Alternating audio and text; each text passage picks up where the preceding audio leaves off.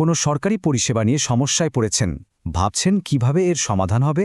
চলুন আজ আমরা একদম সহজ করে জেনে নেব ত্রিপুরা সরকারের অভিযোগ পোর্টালে কিভাবে নিজের কথা তুলে ধরে সমস্যার দ্রুত সমাধান পাওয়া যায়। সরকারি কোনো অফিসে গিয়ে কখনো কি এমন মনে হয়েছে যে আরে আমার কথাটা তো কেউ শুনছেই না? যদি উত্তরটা হ্যাঁ হয় তাহলে ভাববেন না যে এটা শুধু আপনার সাথেই হয়েছে। এই অভিজ্ঞতাটা কিন্তু আমাদের অনেকেরই। আচ্ছা, তো আগেকার দিনে অভিযোগ জানানোর ব্যাপারটা কেমন ছিল বলুন তো? বেশ ঝামেলার, তাই না? চলুন একটু দেখে নেওয়া যাক সেই পুরনো পদ্ধতিতে কি কি সমস্যা হতো। একবার ভাবুন তো, আগের দিনের কথা। একটা অভিযোগ জমা দিলেন, তারপর ব্যাস, কোথায় গেল, কি হলো, কিচ্ছু জানার উপায় নেই। একদম অনিশ্চিত একটা ব্যাপার। কিন্তু এখন পুরো ছবিটাই বদলে গেছে। ডিজিটাল ব্যবস্থায় সমাধান আসছে ঝটপট।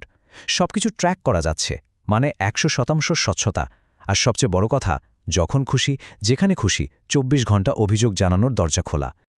তো এই সব ঝুট ঝামেলা থেকে মুক্তির উপায় কি? উপায় হলো ডিজিটাল প্ল্যাটফর্ম। আর ত্রিপুরার জন্য সেই সমাধানটির নাম হল CPGRMS পোর্টাল। চলুন এবার জেনে নিই কেন এই পোর্টালটা এত কাজের। CPGRMS, বেশ বড়সড় একটা নাম, তাই না? এর পুরো কথাটা হলো centralised public grievance redress and monitoring system. মানে সহজ বাংলায় যদি বলি, এটা হলো একটাই জায়গা, একটা ডিজিটাল প্ল্যাটফর্ম, যেখান থেকে নাগরিকরা রাজ্য সরকারের যে কোনো দপ্তরের বিরুদ্ধে তাদের অভিযোগ সরাসরি জানাতে পারেন। আর এর সবচেয়ে বড় সুবিধাটা কি জানেন? এটা কিন্তু ২৪ ঘন্টায় খোলা, মানে দিন হোক বা রাত, যখনই সমস্যা তখনই সমাধান খোঁজার সুযোগ। বাড়ি বসেই অভিযোগ দায়ের করা যায়। সরকারি অফিসে গিয়ে লাইনে দাঁড়ানোর কোনো ঝামেলাই নেই। কি দারুণ ব্যাপার, তাই না? এই পোর্টালটা ব্যবহার করার কয়েকটা বড় কারণ আছে। প্রথমত, এখানে খুব দ্রুত সমস্যার সমাধান পাওয়া যায়। দ্বিতীয়ত, আপনার অভিযোগটা কোন পর্যায়ে আছে সেটা আপনি নিজেই দেখতে পারবেন, মানে পুরো ব্যাপারটাই স্বচ্ছ। তৃতীয়ত, স্বাস্থ্য দপ্তর হোক বা শিক্ষা দপ্তর, সবকিছুর জন্য একটাই প্ল্যাটফর্ম, ফলে কোনো বিভ্রান্তি নেই।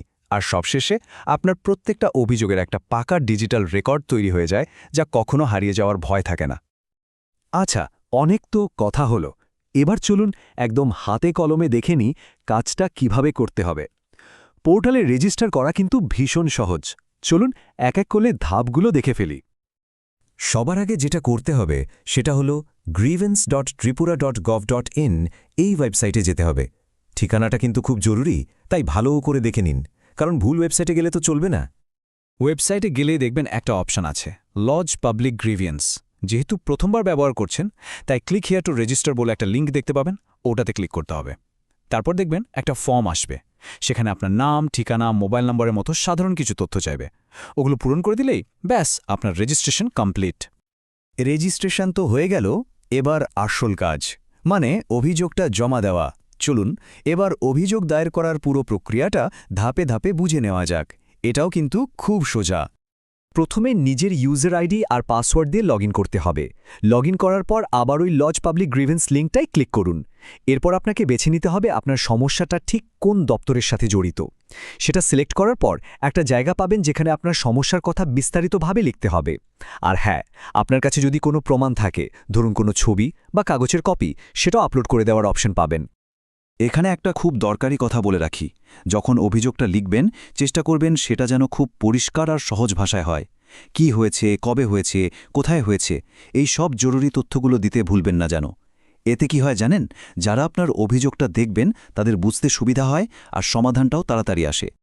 তবে একটা জিনিস মাথায় রাখতে হবে, সব ধরনের অভিযোগ কিন্তু এই পোর্টালে করা যায় না। যেমন ধরুন আরটিআই বা তথ্যের অধিকার সংক্রান্ত কোনো বিষয়, বা কোনো ব্যক্তিগত ও পারিবারিক ঝগড়া ঝামেলা, কিংবা ধরুন আদালতে কোনো মামলা চলছে, এই ধরনের বিষয়গুলো কিন্তু এই পোর্টালের আওতায় পড়ে না।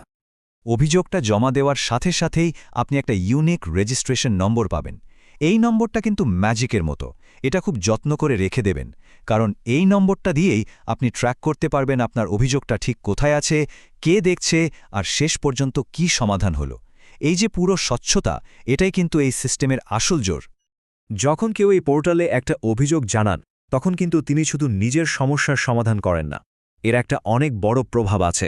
চলুন দেখি এই ছোট্ট একটা কাজের মাধ্যমে কিভাবে একটা বড় পরিবর্তন আনা সম্ভব। দেখুন, এই ডিজিটাল টুলগুলো আসলে সাধারণ মানুষের হাতেই ক্ষমতা ফিরিয়ে দিচ্ছে। এর মাধ্যমে একদিকে যেমন কাজের স্বচ্ছতা আসছে, তেমনি প্রশাসনও অনেক বেশি দায়বদ্ধ হচ্ছে।